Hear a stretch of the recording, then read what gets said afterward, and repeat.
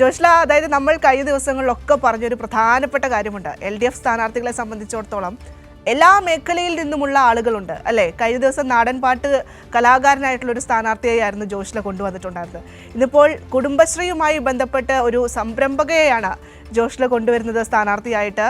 എങ്ങനെയാണ് വിശേഷങ്ങൾ?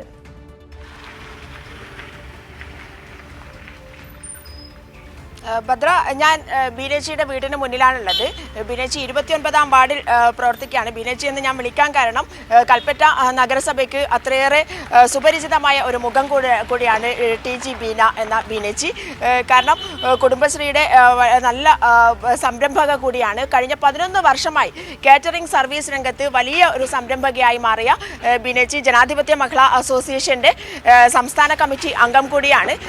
ഇവിടെ CPIM-ന്റെ ഏരിയ കമ്മിറ്റി അംഗമാണ്. എന്തായാലും ബീനേച്ചിയാണ് ഇത്തവണ കൽപ്പറ്റ നഗരസഭ പിടിക്കാൻ വേണ്ടി. കൽപ്പറ്റ നഗരസഭയിൽ ചെറിയ വാർഡുകളുടെ 2 വാർഡുകളുടെ വ്യത്യാസത്തിനാണ് കഴിഞ്ഞ വർഷം ഇടതുമുന്നണിക്ക് കൽപ്പറ്റ നഗരസഭ നഷ്ടമായത്. എന്തായാലും അത് തിരിച്ചു പിടിക്കുക എന്നുള്ളത് തന്നെയാണ് ഇടതുമുന്നണിയെ സംബന്ധിച്ചിടത്തോളം ഈ തെരഞ്ഞെടുപ്പിലെ പ്രധാനപ്പെട്ട ലക്ഷ്യം. എന്തായാലും അതിലൊരു വാർഡ് 29ാം വാർഡ് നിലനിർത്താൻ, തിരിച്ചു പിടിക്കാൻ, ഇടതുമുന്നണിയുടേതാക്കി മാറ്റാൻ ബീനേച്ചിയാണ് ഇത്തവണ നിയോഗിച്ചിരിക്കുന്നത്. ബീനേച്ചി രാവിലെ തന്നെ കാറ്ററിംഗുമായി ബന്ധപ്പെട്ട് വലിയ തിരക്കിലാണ്.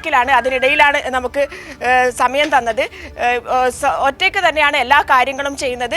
കുറച്ച് ആളുകളെ 3 പേരെ പണിക്കായി, കാറ്ററിംഗ് സർവീസിന്റെ ജോലിക്കായി, അതായത് ഈ ഭക്ഷണം ഉണ്ടാക്കാനായി നിയോഗിച്ചിട്ടുണ്ട്. അതിന് ബീനേച്ചി തന്നെയാണ് എന്നാൽ എല്ലാം ചെയ്യുന്നത്. ഭക്ഷണം ഉണ്ടാക്കുന്നത് മുതൽ ഓരോ ആളുകളിലേക്കും എത്തിക്കുന്നത് പോലും, വണ്ടിയിൽ കയറ്റി എത്തിക്കുന്നതും തിരിച്ചു കൊണ്ടുവരുന്നതും ഒക്കെ തന്നെ ബീനേച്ചിയാണ്. ബീനേച്ചി ആ ഒരു വലിയ സംരംഭം 11 വർഷമായി വലിയ സംരംഭമാക്കി മാറ്റാൻ അവർക്ക് സാധിച്ചു എന്നതാണ് ഏറ്റവും വലിയ പ്രത്യേകത. ബീനേച്ചി, ഗുഡ് മോർണിംഗ്. രാവിലത്തെ തിരക്കിനിടയിൽ ഇപ്പോഴും ഉണ്ടോ ഈ തദ്ദേശ സ്വയംഭരണ സ്ഥാപനത്തിലേക്കുള്ള തെരഞ്ഞെടുപ്പിൽ മത്സരിക്കുമ്പോൾ ആ കാറ്ററിംഗ് സർവീസുമായി ബന്ധപ്പെട്ട എല്ലാ ജോലിയും അത് മുടങ്ങിയോ? അതോ ഇലക്ഷൻ പ്രചരണത്തിന്റെ ഭാഗമായിട്ട് മറ്റു ഓർഡറുകളൊന്നും എടുക്കുന്നില്ല. രാവിലെ സ്കൂളുകളിൽ പ്രഭാത ഭക്ഷണം കൊടുക്കുന്നുണ്ട്. അത് മാത്രമാണ് ഇപ്പൊ നിലവിൽ കൊടുത്തുകൊണ്ടിരിക്കുന്നത്. മറ്റു ഓർഡറുകളൊക്കെ തൽക്കാലം നിർത്തിവെച്ചിരിക്കുകയാണ്. അതെ അതെ അതായത് രാവിലെ 9 മണിക്കുള്ളിൽ ഭക്ഷണം കൊടുക്കേണ്ടതാണ്. ഭക്ഷണം രാവിലെ ആക്കും. ബാക്കിയുള്ളത് ഇലക്ഷൻ തെരഞ്ഞെടുപ്പ് പ്രവർത്തനത്തിന്റെ ഭാഗമായിട്ട് നിർത്തിവെച്ചിരിക്കും. ഈ ഒരു സംരംഭം, അതായത് സ്ത്രീകളെ അടക്കം കൂട്ടിച്ചേർത്തുകൊണ്ട് മുന്നോട്ട് പോകാൻ കഴിയുന്നു.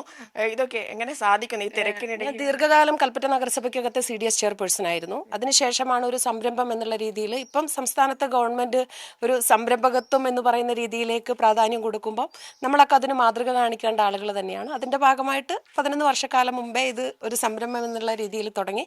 ഇപ്പോൾ 2-3 പേർക്ക് തൊഴിൽ കൊടുക്കാൻ വേണ്ടിയിട്ട് സാധിച്ചു എന്നുള്ളതാണ് അതുമായി ബന്ധപ്പെട്ടുകൊണ്ട് പറയാൻ. ഈ സംരംഭം തുടങ്ങുമ്പോഴും അതിനുശേഷം ഇടതുപക്ഷ ജനാധിപത്യ മുന്നണി അധികാരത്തിൽ ഏകദേശം 10 വർഷമാവാൻ പോകുന്നു. അതിനിടയിലുണ്ടായ ഒരു മാറ്റം, സംരംഭത്തിന്റെ, അതായത് സംരംഭക എന്നുള്ള നിലയിൽ സർക്കാർ നിങ്ങൾക്ക് നൽകിയ സഹകരണങ്ങൾ, വളരാൻ ഇടയാക്കിയ സാഹചര്യങ്ങൾ ഒന്ന് വിശദീകരിക്കാൻ പറ്റും? കൽപ്പറ്റ നഗരസഭയ്ക്കകത്ത് മുമ്പ് തന്നെ CDS-മായി ബന്ധപ്പെട്ടുകൊണ്ട് ഗവൺമെന്റ് ഇത്തരത്തിൽ സബ്സിഡികൾ കൊടുത്തു തുടങ്ങുന്നുണ്ട്. ഇപ്പൊ വ്യവസായ കേന്ദ്രങ്ങൾ വഴി വലിയ സബ്സിഡിയാണ്. ഒരു 5 ലക്ഷം രൂപ എടുത്താൽ തന്നെ അതിന്റെ 1/4 ഭാഗത്തോളം സബ്സിഡി എന്നുള്ള രീതിയിലേക്ക് സംസ്ഥാന ഗവൺമെന്റ് കൊടുക്കുന്നുണ്ട്. അങ്ങനെയാണ് ഇത്തരത്തിലൊരു വിപുലമായിട്ടുള്ള രീതിയിലേക്ക് കാറ്ററിംഗ് സംവിധാനം എന്നുള്ള രീതിയിൽ എടുത്തിട്ടുള്ളത്. ഇപ്പം എന്നെ സംബന്ധിച്ചിടത്തോളം ഒരു 1200 പേർക്കോളം ഭക്ഷണം കൊടുക്കുന്നുണ്ട്. അപ്പം കുറച്ചും കൂടി വിപുലമായിട്ടുള്ള രീതിയിലേക്ക് ആ സംവിധാനം മാറ്റുന്നതിന് വേണ്ടി സാധിച്ചിട്ടുണ്ട്. എന്നാലും വലിയ മുന്നോട്ട് പോകുന്നതിന് വേണ്ടിയിട്ട് വലിയ ഒരു സംരംഭക എന്നുള്ള രീതിയിലല്ല, കുറച്ചു പേർക്ക് തൊഴിൽ കൊടുക്കുക. അതിനോടൊപ്പം തന്നെ ഞാനത് ചോദിക്കാനിരിക്കുകയായിരുന്നു, ഒരു തൊഴിൽ മറ്റുള്ളവർക്ക് കൂടി കൊടുക്കാൻ, സ്വയം തൊഴിൽ മാത്രമല്ല മറ്റുള്ളവർക്കും കൂടി തൊഴിൽ കൊടുക്കാൻ. ഞാൻ കാരണം മറ്റൊരു വീട്ടിലേക്ക് അതിൻ്റെ ഒരു സഹായം എത്തുക എന്ന് പറയുന്നത് എന്നെ സംബന്ധിച്ചിടത്തോളം സന്തോഷമുള്ള കാര്യമാണ്. ഇനിയൊരു തദ്ദേശ സ്വയംഭരണ സ്ഥാപനങ്ങളിലേക്ക് തെരഞ്ഞെടുപ്പ് സ്ഥാനാർത്ഥിയായി മത്സരിക്കും, എന്തൊക്കെയാണ് പ്രതീക്ഷകൾ? ഇപ്പം നിലവിലെ വാർഡ് കൗൺസിലറായിട്ടുള്ള ശിവരാമേട്ടൻ ഇവിടെയുണ്ട്. ശിവരാമേട്ടൻ തുടങ്ങി വെച്ചിട്ടുള്ള കുറേയധികം പ്രവർത്തനങ്ങളുണ്ട്. വാർഡിനകത്ത് വികസന പ്രവർത്തനങ്ങളുണ്ട്. കുറച്ചധികം പ്രവർത്തനങ്ങൾ ഇവിടെ പുതിയതായിട്ട് തുടങ്ങി വെക്കേണ്ടതുമുണ്ട്. അപ്പോൾ ശിവരാമേട്ടൻ കാണിച്ചിട്ടുള്ള ഒരു പ്രവർത്തനം എന്ന് പറയുന്നത് അത് തുടരുക എന്നുള്ളതാണ്. ഈ വാർഡിനെ സംബന്ധിച്ചിടത്തോളം എന്നും ഇടതുപക്ഷത്തോടൊപ്പം നിന്നിട്ടുള്ള വാർഡ് തന്നെയാണ് ഈ 29ാം വാർഡ്.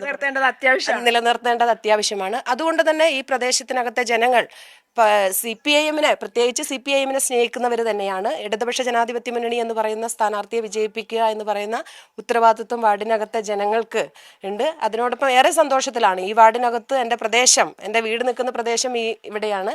അതുകൊണ്ട് തന്നെ ഈ പ്രദേശത്തിനകത്ത് ഒരു സ്ഥാനാർത്ഥിയായി പാർട്ടി എന്നെ തീരുമാനിച്ചതിൽ അതിയായ സന്തോഷമുണ്ട്. ഒരു സ്ത്രീ എന്ന നിലയിൽ കൽപ്പറ്റ നഗരസഭയുടെ പ്രവർത്തനങ്ങളെ, കഴിഞ്ഞ വർഷത്തെ പ്രവർത്തനങ്ങളെ എങ്ങനെയാണ് നോക്കിക്കാണുന്നത്? അത് മറ്റ് പ്രത്യേകിച്ച് ജനാധിപത്യ മഹിളാ അസോസിയേഷന്റെ സംസ്ഥാന കമ്മിറ്റി അംഗമാണ് അല്ലെ, അപ്പോൾ നിങ്ങൾക്ക് മറ്റുള്ള നഗരസഭകളുടെ ഒരു പ്രവർത്തനം കൂടി താരതമ്യം ചെയ്യാൻ സാധിക്കുന്നതാണ് ഞാൻ വിചാരിക്കുന്നത്. തീർച്ചയായും. ഞാൻ കൽപ്പറ്റ നഗരസഭയിലെ CDS ചെയർപേഴ്സണായി 2004 മുതൽ CDS ചെയർപേഴ്സണായി കഴിഞ്ഞ ഒരു 12-13 വർഷക്കാലം CDSനകത്ത് ചെയർപേഴ്സണായിട്ടുണ്ടായിരുന്നു.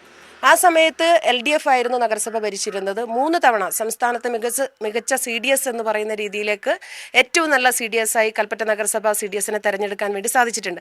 ആ സമയം മുതൽ CDSന്റെ ചെയർപേഴ്സൺ എന്നുള്ള രീതിയിൽ ഇത്തരത്തിൽ സംരംഭം അല്ലെങ്കിൽ സ്ത്രീകൾക്ക് വേണ്ടിയിട്ട് പ്രത്യേക പരിപാടികളൊക്കെ നടപ്പിലാക്കുന്നതിന് വേണ്ടി ഇടതുപക്ഷ മുന്നണിക്ക് കഴിഞ്ഞിട്ടുണ്ട്. സംസ്ഥാന ഗവൺമെന്റും അതുപോലെ തന്നെയാണ്. ഇപ്പം എന്നെ സംബന്ധിച്ചിടത്തോളം സംസ്ഥാനത്ത് അഖിലേന്ത്യാ ജനാധിപത്യ മഹിളാ അസോസിയേഷൻ എന്ന് പറയുന്ന സംഘടനയെ പ്രതിനിധീകരിച്ചുകൊണ്ട് ഒരു സംസ്ഥാന കമ്മിറ്റി അംഗമായിട്ട് പ്രവർത്തിക്കുമ്പോഴും കൽപ്പറ്റ നഗരസഭയ്ക്കകത്ത് UDFന്റെ ഭരണസമിതി എന്ന് പറയുന്നത് സ്ത്രീകൾക്ക് വേണ്ടിയിട്ട് ഇപ്പോൾ ഗവൺമെന്റ് ഞാൻ നേരത്തെ സൂചിപ്പിച്ചതുപോലെ സംരംഭകത്വം അടക്കമുള്ള പ്രവർത്തനങ്ങൾ നടപ്പിലാക്കുമ്പം അതിൽ ഏറ്റവും പ്രധാനമായിട്ട് മാതൃക കാണിക്കേണ്ടതാണ് ഹരിത കർമ്മസേന അംഗങ്ങളെ വെച്ചുകൊണ്ട്.